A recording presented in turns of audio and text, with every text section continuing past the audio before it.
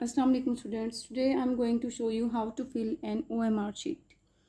जैसा कि हमें पता है कि फेडरल बोर्ड की जो पॉलिसी है और जो फेडरल बोर्ड का सिस्टम है उसमें बच्चों ने ऑब्जेक्टिव क्वेश्चन पेपर है उसको उन्होंने OMR शीट पे सॉल्व करना है, ठीक है. Still students are not doing it properly.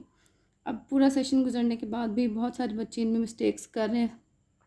तो आज मैंने सोचा कि मैं आप लोगों को एक तो दिखाती भी हूँ. OMR शीट आप लोगों के स्कूल्स में ऑलरेडी यूज़ हो ही रही हैं, लेकिन उसके साथ साथ अब मैं आपको बताती हूँ कि इसको कैसे फिल करना है और ऑब्जेक्टिव्स को इस पर कैसे सॉल्व करना है, ठीक है. सबसे पहली और मोस्ट इम्पॉर्टेंट चीज़ जो है वो इसमें है हमारे पास, that is roll number and version number.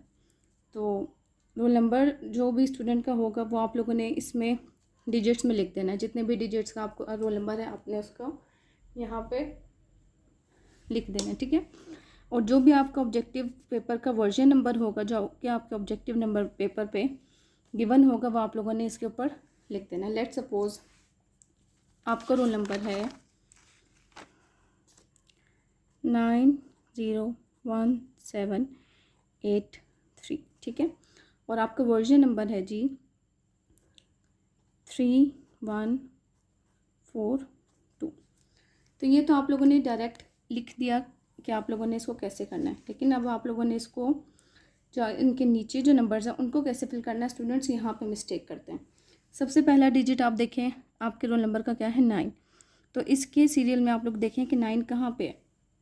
जहाँ पे भी 9 है आपने उसको कम्प्लीटली फिल कर देना है, ठीक है. ऐसे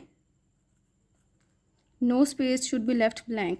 आपने उसको कम्प्लीटली फिल करना है, पूरे सर्कल को.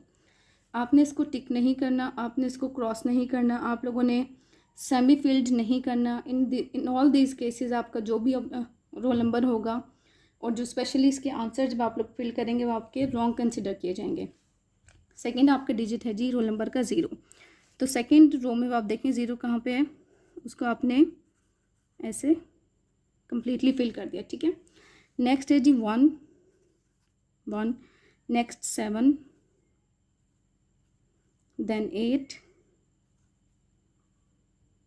ठीक. और लास्ट है जी आपके पास 3. In this way you have completely field your roll number and correctly. Now version number को भी आपने सिमिलरली ऐसे फिल करना है 3, 1, 4 एंड 2, ठीक है. तो ये भी आपका क्या हुआ जो आपका वर्जन नंबर था वो फिल हो गया. अब आपको एक आंसर शीट दी गई होगी, उसके ऊपर एक नंबर दिया होगा, वो आप लोगों ने यहाँ पे उस शीट से देख के इसको फिल कर लेना, ठीक है. ये आपके यूज़ का नहीं है, दैट इज़ फिक्शियस नंबर जो कि ऑफिशियल यूज़ का है. फिर इसके बाद हम लोग आ जाते हैं जी सब्जेक्ट की तरफ. जो भी आपका सब्जेक्ट है आपने उसको क्लियरली मेंशन करना है. आप पार्ट 1 या 2 जो भी जिस भी पार्ट के एग्ज़ाम्स दे रहे हैं उसको क्लियरली टिक कर दें. देखिए उन्होंने साथ में मेंशन किया टिक द रेलिवेंट 1 और 2, इसको क्लियरली मेंशन कर दें. कैंडिडेट सिग्नेचर, इसमें मोस्टली स्टूडेंट अपना सिग्नेचर नहीं करते, तो उसमें आपने अपने सिग्नेचर लाजमी करने. फिर आपका जो भी इन्विजिलेटर होगा उसके यहाँ पे सिग्नेचर आ जाएंगे. फिर सिमिलरली वही आपका वर्जन नंबर जो है वो यहाँ पे आ जाएगा, ठीक. और फिक्शियस नंबर ये आप लोगों ने यहाँ पर नहीं लिखना.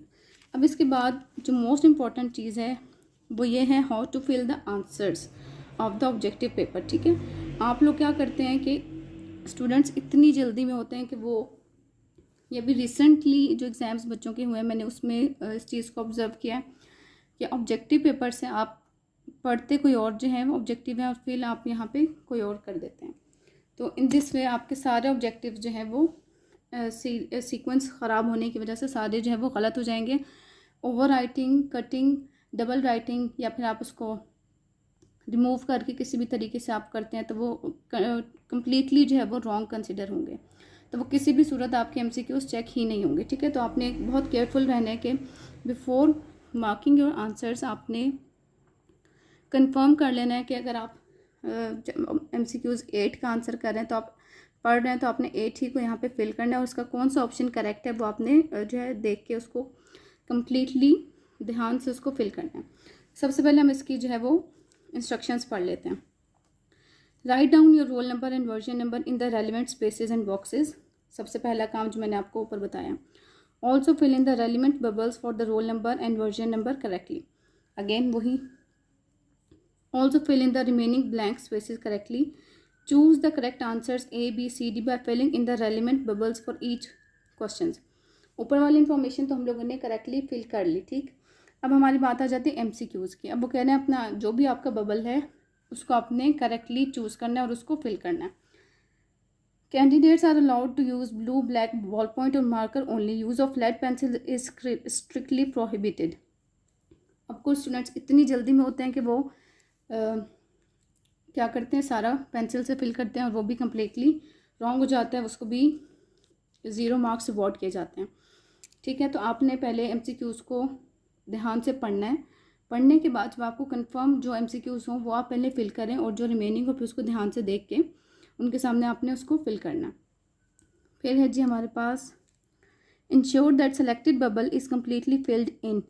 Do not mark any area outside the bubble. Example is given below. अब कह रही जो आपके बबल्स हैं आपने इसको बहुत ध्यान से फिल करना है। अब इसमें कुछ बच्चे जो है वो मिस्टेक्स करते हैं, बहुत ही मेजर मिस्टेक्स हैं जो यहाँ पे बताई गई हैं और जो कि ऑब्जर्व भी की गई हैं, साथ में उन्होंने आपको एग्जांपल भी दिए हैं। डू नॉट बेंड, फोल्ड और staple this sheet. Note in case of filling of more than one bubble और cutting on bubbles the relevant answer will be treated as incorrect and the candidate will be fully responsible. उन्होंने कह दिया कि अगर आपका कोई भी जो बबल है आपने ब्लैंक छोड़ दिया या कटिंग की या आपने डबल उसको वो किया या फिर आपकी किसी भी बबल को आपने करेक्टली फिल नहीं किया, कम्प्लीटली फिल नहीं किया, तो इन तमाम केसेस में आपके सारा जो MCQs होंगे वो रॉन्ग कंसिडर किए जाएंगे। अब आपके पास 2 मेथड्स हैं, करेक्ट मेथड और रॉन्ग मेथड। उन्होंने आपको मेथड बताए हैं। अब देखें A, B और C, D जो भी ऑप्शन है, अगर आप उसको लेट सपोज आपका ऑप्शन है तो आपने A को कम्प्लीटली फिल कर देना है। अगर आप A को भी कर रहे हैं और गलती से आपने पहले C को कर दिया था तो इन दोनों केस में ये आपका गलत हो जाएगा। फिर आपने यहाँ पे B को टिक कर दिया या क्रॉस कर दिया या किसी भी तरीके से डॉट लगा दिया, तब भी आपका ये जो है MCQs रॉन्ग कंसिडर होगा। नेक्स्ट है अगर आपने कोई ब्लैंक छोड़ दिया तब भी आपका जो MCQs होगा वो रॉन्ग कंसिडर होगा।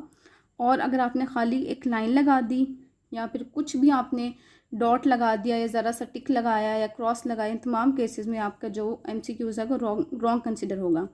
और अगर आपने डबल किया, कटिंग की, ओवर राइटिंग की, तो वो मतलब आप खुद ही अपने क्वेश्चन को खुद ही रॉन्ग कर लेते हैं, तो उसमें हमारे पास कोई ऑप्शन ही नहीं होता।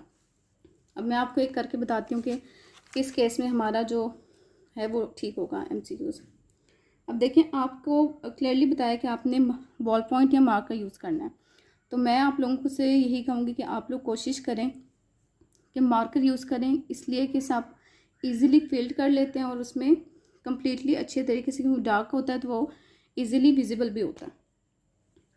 लेट सपोज हमारा फर्स्ट है, उसका मैं आंसर करना चाहती हूँ A, तो मैं A को कम्प्लीटली ऐसे फिल कर दूँगी, ठीक है। अगर लेट सपोज मैंने B करना है तो मैं उसको B को करूँगी। पहले मैंने ऑब्जेक्टिव पेपर से अपना क्वेश्चन रीड किया क्लियरली, फिर मैंने उसको यहाँ पे फिल करना है। अदरवाइज़ अगर मैं पढ़ क्वेश्चन नंबर 1 रही हूँ और मार्क में क्वेश्चन नंबर 2 कर रही हूँ तो वो तो डायरेक्टली रॉन्ग हो जाएगा, तो इस केस में भी हमारा जो मार्क्स होंगे वो डिडक्ट हो जाएंगे। तो स्टूडेंट्स ये थी हमारी OMR शीट जो कि हमारे फेडरल बोर्ड ने इंट्रोड्यूस करवाई है और बच्चों को इसे फिल करना आना चाहिए। तो इसमें जो भी कन्फ्यूजन्स हैं, जो प्रॉब्लम्स हैं, आप लोग डिस्कस कर सकते हैं और मुझसे पूछ सकते हैं, ठीक है। Thank you.